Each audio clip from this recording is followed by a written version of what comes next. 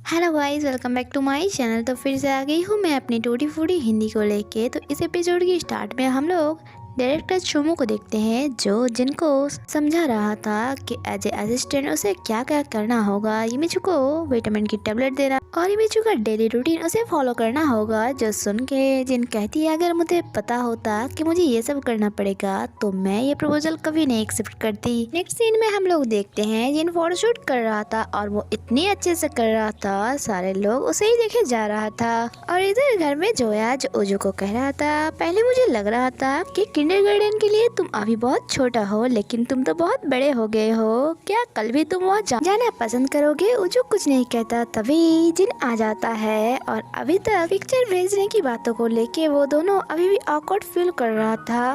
इस बारे में कुछ बात ना हो इसलिए वो दोनों इधर उधर की बातें करता है। और लास्ट में जोया कहती है okay bye bye. Seriously bye bye कौन कहता है? वेल, जिनको समझ आता है सच में वो बहुत ज़्यादा ऑकवर्ड फील कर रहा है, ये सब मेरे लिए हो रहा है। तभी उसके पास इंजीनियर की कॉल आती है जो कहती है सर घर रेडी हो गया है। जो सुन के जिन कहती है रेडी हो गया मतलब इतनी जल्दी?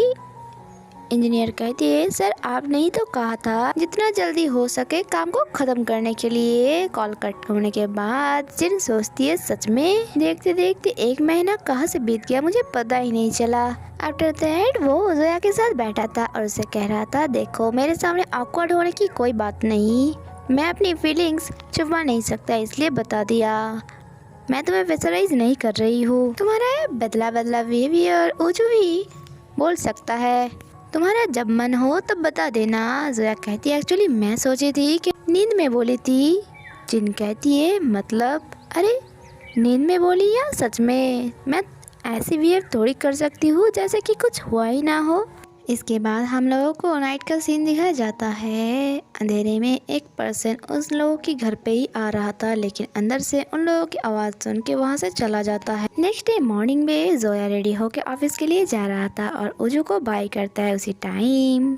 जिन उसकी मुंह पे एक ब्रेड रख के उसे हैव ए नाइस डे कहता है। और जब वो ब्रेड खाते खाते वो बाहर आता है, वो देखती है कॉलोनी में कुछ लोग जमा हुआ है, पुलिस भी आई है, लेकिन देर होने के कारण वो कुछ पूछता नहीं और चला जाता है। और इसके बाद जिन जाता है ओजो को किंडरगार्टन में छोड़ने के लिए। उसे छोड़ के आने का जिनको मन ही नहीं लग रहा था। इसके बाद वो जब घर आता है वो देखती है बाहर कुछ प्रतिवेशी जमा हुआ है। वो पूछती है क्या बात है भाई, कुछ हुआ है क्या? मिस्टर वे कहती है क्या तुम्हें पता नहीं है कॉलोनी में चोर घूम रहा है और वो उन सब महिलाओं को टारगेट कर रहा है जो ज्यादा टाइम रात को बाहर रहता है या घर पे अकेला रहता है। अपने फैमिली मेंबर को बोल देना संभल के रहने के लिए।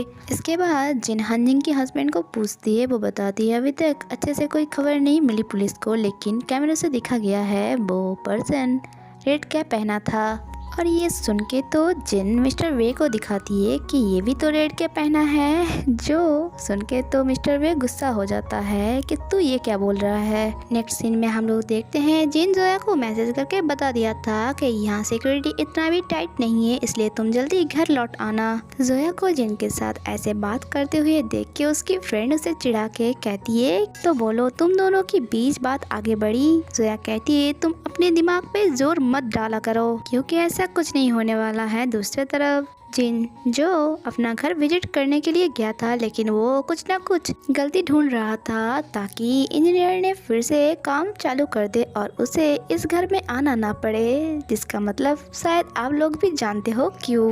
नेक्स्ट सीन में हम लोग देखते हैं काम से छुट्टी होने के बाद जिन घर आ रहा था बस से, लेकिन टायर्ड होने के कारण वो बस में ही सो जाता है और उसकी स्टॉपेज छूट जाती है।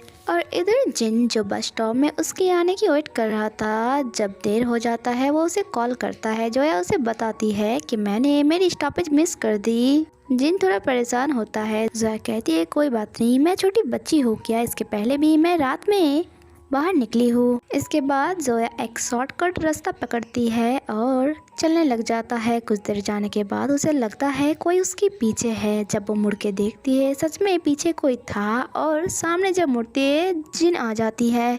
जोया इतना ज़्यादा डर गया था कुछ देर के लिए तो वो वही बैठ जाता है और जिन कहती है क्या हुआ, तुम ठीक हो? मुझे पता था तुम इस रास्ते से ही आओगे। जोया उसे सब कुछ बताती है। जिन कहती है मुझे प्रॉमिस करो अगर आगे से ऐसा कुछ हुआ तो तुम मुझे कॉल करके बताओगी।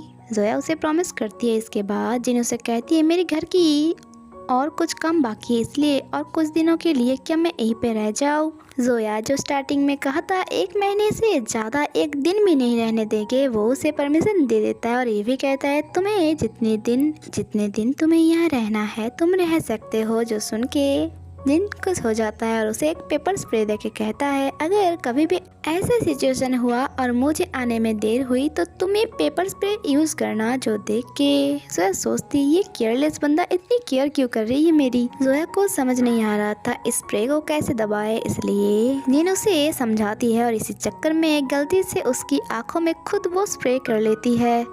जलन के मारे वो हाथ पर मारने लग जाता है और कहती है कोई एम्बुलेंस बुलाओ। जोया उसे पकड़ के घर पे ले आता है और उसकी फेस पे पानी छिटाता है और कुछ देर बाद जोया उसके फेस के ऊपर हाथ रख के कहती है आँख खोलो। और जिन जब अपना आँख खोलती है और जोया को इतना क्लोज देखता है वो देखते ही रह जाता है उसे।